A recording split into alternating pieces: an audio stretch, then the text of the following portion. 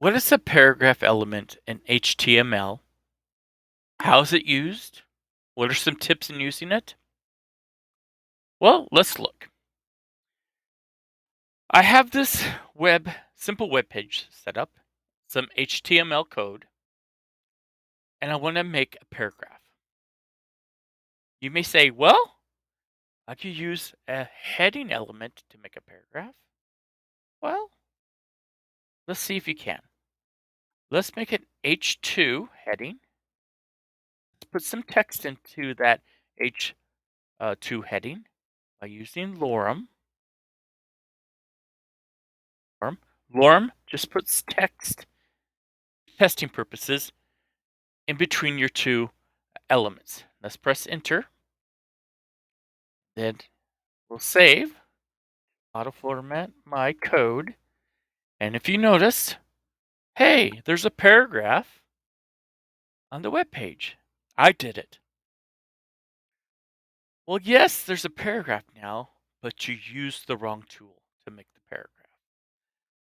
Remember, we shouldn't be using headings to make paragraphs. Headings are used, again, for headings of the website, be it the main heading or subheadings, to put structure into our website. And it's underneath these headings we add paragraphs. So don't use the headings to make a paragraph. What should we use then? Let's remove that heading now. And did you notice that paragraph's gone? And let's use the paragraph element. The paragraph element is used with P. Let's put P because we have Emmet. Let's press enter and it automatically puts the paragraph element into our code. You see it starts with a less than sign, a P, and a greater than sign, and then it ends with the closing element. Now, in between those two elements, that's where we put the paragraph. So again, let's use lorem. How about this time we put double the text? We have lorem asterisk 2, or lorem times 2. We press enter. 2 times the text is put into it. And now you notice on the web page, there's a paragraph. We did it. But you may say, well, I want to put another paragraph on my web page. How do I do that? Well, you may say, well, if I put my cursor at the end of the text, press enter, put some more text in there, going to make another paragraph. You would be wrong.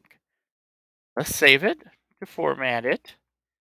And if you notice, what did the HTML do? Well, it considers all the text in between the P elements, the paragraph elements.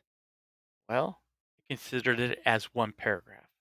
You can't use enter between the two paragraph elements and think you're going to make two paragraphs. So how do you make another paragraph? Well, let's use another set of P elements or paragraph elements. We'll put those in, some more lorem text in, and what do we have here? Now, notice on the website, we have two paragraphs now.